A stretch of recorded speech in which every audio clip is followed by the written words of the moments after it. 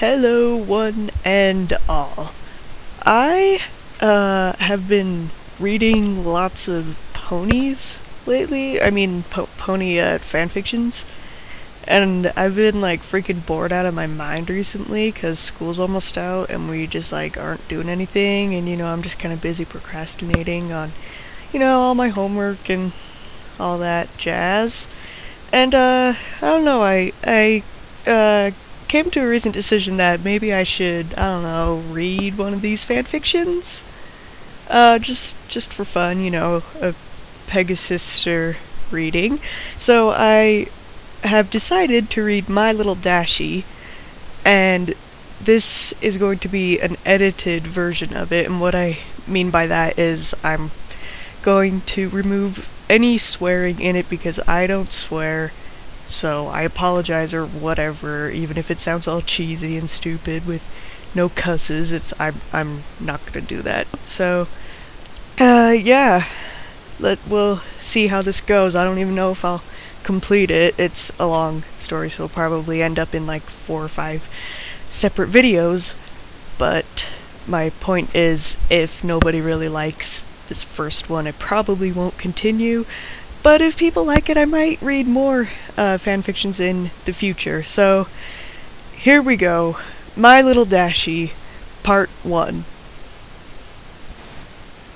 I live my life, one day at a time.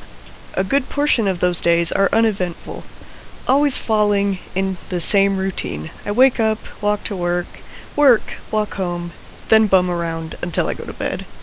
Sometimes I'll hang with my few friends, while other times I'll just play video games or watch My Little Pony Friendship is Magic. Every so often, something new and interesting happens. I meet an old friend, find $1 in the ground, or get chased by a stray dog. Living in a dying city isn't very fun or interesting. The city was once full of life and color, but now most of the houses are sagging. The businesses sit empty and abandoned. Several open fields lay barren of the once great factories that helped drive the economy. I had never seen this city during those times in person, but I have seen pictures. My mother and father lived happy, and they could only wish the same for me growing up. Sadly, I cannot say I have achieved that wish of theirs. I've fallen into the same dull routine: wake, work, sleep, repeat. I do have some moments of bliss, but the daily struggles I go through outweigh the small moments of joy I have. My Little Pony has helped, but it's still just another thing to give my hopes up on. Every time I see the show or one of the ponies on a fan site, I recoil a bit at the bright colors, the joyful faces of the ponies, and the peaceful scenery of their world. It's so hard to look at that beautiful world, having it so close to my grasp. I reach out to touch its warm colors and bright smiling faces of the ponies, only to be stopped by my computer screen. I snap back to reality. It gets to the point where I will simply shut down my computer and walk away. I do that a lot, especially after my parents' death. I go for a walk. When I feel sad, I walk. When I feel tired, I walk. When I feel like walking, I walk. Walking has become my second life in a sense. I spend at least half my day outside along the crumbling sidewalks and decaying suburbs. I've seen people come and go. I've seen buildings torn down, burned up, or have so much graffiti on its walls that the original color is unrecognizable. I very rarely pass any other people on my strolls. Most people don't like to look at their once beautiful city, their homes or former businesses. I don't blame them. In fact, I envy them. They saw this place with their own 2 eyes, seeing the buildings still standing tall and proud, the lawns freshly cut, the paved roads and sidewalks still intact. The only thing I've ever seen that even comes close is my mother's paintings, each one of them colorful scenes of this concrete world. She started painting once everything crumbled beneath her feet, making the sad scenery before her look beautiful. Her masterpieces of an open field that yielded a parking garage. Over it she drew an amazing rainbow. It's my favorite picture. I guess that is a part of why I like Rainbow Dash the most out of all the other ponies. Her colors, the amazing sonic rain boom, all remind me of that picture. There have been times I wished I had my own Rainbow Dash, or more realistically, a plushie of her to curl up in bed with. I've made an old Simba into a temporary replacement until I'm able to save enough money for one. It helps, in a way. Like holding it close will heal my wounds, my pain, and my sorrow. My feet, after countless hours of walking in my old shoes, pulsate under the sheet, and all the while I'll hold that stuffed animal harder than a mother protecting her child. It's the only thing I can look at and feel true joy, even if it isn't physically the Rainbow Dash I want. It will have to do. Today, as usual, I walked to work. It was the same crap, just a different day. Watching the same people enter the store, grab their merchandise and pay, then walk out with bags in tow. My shift ended after several hours of this. I clocked out and started walking home. I decided to use a different route this time, for a change in pace, a little something different from the normal path I walk. This part of town was hit the worst. Only a few houses still stand, and none of them occupied. It's truly a sad sight to see. Then again, it's really the only sight I see, the only sight I'll ever see. Or so I thought. I was stopped by something unusual, a stray cardboard box in the middle of the sidewalk. Now, living in this kind of area, I see trash all the time. Boxes, McDonald's cups, and plastic bags litter the street and empty fields, but rarely will I see a cardboard box that isn't crushed in one way or another. I noticed this particular box because it happened to be in my way. During my younger years, I tried to do what I could for the community. I'd pick up trash when I saw it, or I'd attempt to help my neighbors. It was a losing battle. Nowadays, I'd given up any hope of cleaning this city, much less my neighborhood. Now I'll just pass the trash by, letting it blow away in the breeze or sit there and decompose. I let what's left of the people do their own things, since most of them don't care about anyone other than themselves. Why should I be any different? I walked past the box, barely giving it a glance. Nothing about it caught my attention right away. I continued on, my home not far away now.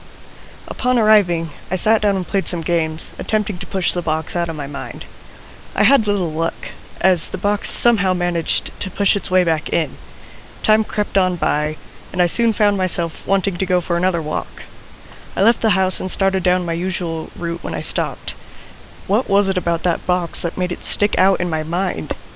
I turned around, starting down the path that I had taken to get home, the path that I only walked once in a blue moon. Curiosity got the best of me, and I wanted some closure. Within minutes I found it, still sitting there, sad and alone among the broken concrete and overgrown grass. It didn't move, it didn't stand out as if it were special. It was an ordinary brown cardboard box. I didn't want to say I came out here for nothing, so I walked closer to it. As I drew closer, however, I began to notice something inside. It was brightly colored. Multiple colors, in fact. And was quite small. Maybe the size of a few-month-old Labrador puppy. I stopped beside the box, and looked down at the colorful blob inside. This is where I currently stand, looking into the box at a small something. No, I know exactly what it is, but my brain isn't allowing me to fully realize it just yet. At first I want to say it's simply a toy, left to die along with all the other things in this block. But then I saw it breathing. In fact, it appears to be sleeping. My hands are sweating, my breathing erratic, and I'm blinking my eyes to refresh my vision. Each time, the image stays the same. Inside is a sleeping, filly Rainbow Dash. I kneel down, trying to get a closer look into the box. I can't believe what I'm seeing. There's not a physical, mental, or extraterrestrial way how this could be here, how she could be here, in my gloomy, dark, and horrid world. I examined the box further, and on the side, in pen, says, "Give to a good home." The first thought that runs through my mind, besides the initial filly Rainbow Dash in a box, is, who would give up a filly Rainbow Dash? My mind is now a mess of questions. How did she get here? Why is she here? Why is she a filly? Her flank is even barren of her cutie mark, meaning she is indeed a filly. As I stand to stretch my tired legs, I accidentally bump the side of the box with my foot. and the inevitable occurs. She wakes up. She looks around, rubbing her face with her foreleg, trying to wake herself up. At first, all she sees are the brown walls of the box, but then she looks up to me. Those large black eyes, along with the rose-colored rim around them, drive my heart to, as the meme goes, explode. Twice. The sheer cuteness of it all drives me to kneel back down, and I can't hold back a smile. I haven't smiled like this in years, since the last time me and my parents went out to the only remaining park in the area. Her eyes continue to stare at me, and I stare back. I don't know what to say, or what to do, but I must start somewhere. "Hi there!" I speak, but she doesn't respond. What are you doing out here?" She looks around, then back to me. The more I study her, the more I realize she is really young, years younger than her Philly appearance in episode 23. She might not even be able to talk yet, that is, if she can even talk in my world. The fact that she is even existing right now has me reeling in confusion. I return my attention back to her. I notice a small shiver of her body. The fall season is here, and it can get pretty cold, especially around mid-September. I'm not sure how to exactly tackle this situation. Do I take her home? Do I call someone? Who would I even call? I'm a closet brony, so none of my friends know about my love of the show. I can't even take her to a shelter. That's a stupid thought in the first place.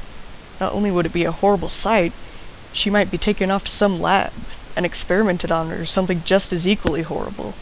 I only have one choice. She shakes once more as the cool air reaches her coat. Her wings ruffle as she lays back down and huddles her legs closer to her body to keep warm. That's the final straw. I can't take any more. I take off my own jacket and reach down and pick her up. I get the initial response I expected, fear. She begins to squirm around, unsure what I'm doing to her. She can't fly yet, but she still flutters her wings, as in praying for a miracle to happen, that she does magically take flight. I set her into my jacket, wrap her up so that her head is sticking out, and hold her in my arm. She continues to squirm, but then my body heat begins to finally seep through the thin jacket and she settles down. "It's all right. Let's get you somewhere warmer, huh?" I smile again at her. She looks up at me with much confusion in her eyes as she tries to process what is happening. "Don't worry. I'm not gonna hurt you. It's getting late, and you'll freeze out here."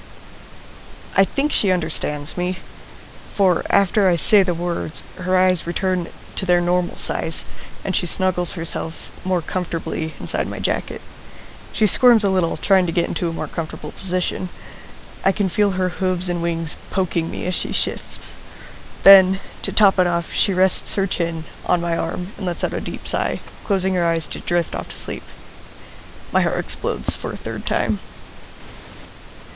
Alright, and at that we have hit 13 minutes, and I don't want to make this video any longer, because it takes freaking forever to upload videos like longer than 3 minutes.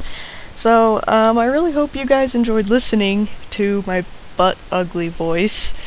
If you guys did, I will definitely record part 2 and 3 and 4 and however many it takes to finish this. This is Don Wolfus signing off. Goodbye.